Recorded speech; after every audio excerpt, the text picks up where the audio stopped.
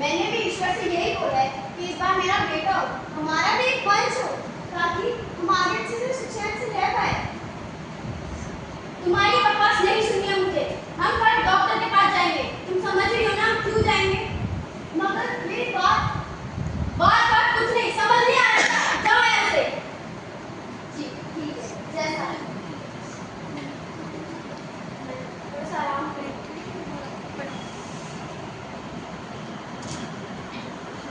माँ, माँ, ओ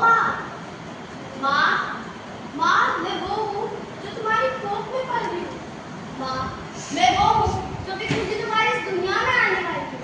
माँ, मैं कल्पना चावला बनना चाहती हूँ। माँ, मैं इंदिरा गांधी बनना चाहती हूँ। माँ, मैं इंदिरा गांधी बनकर पूरे देश को संभालना चाहती हूँ। माँ, मैं बोझ नहीं बनूंगी। माँ, तुम मुझे आने दोगी ना इस दुनिया में? माँ, मगर मैं क्या सुन रही हूँ? मेरे पिता मुझे दुनिया में नहीं आने दे रहे। माँ, आप उन्हें समझाओगी ना? माँ, मेरी दो बहनों को भी वो बोल रहे। माँ, आप उन्हें समझाओगी ना? माँ, मेरा साथ दोगी ना? माँ, मुझे जाना चाहिए है। नंदिनी, ओ नंदिनी, नंदिनी।